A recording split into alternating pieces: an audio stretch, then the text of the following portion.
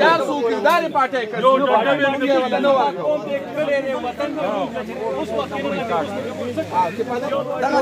election number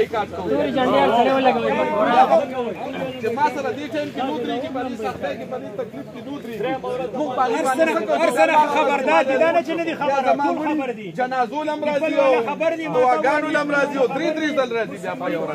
او دی وخت کې ناراضي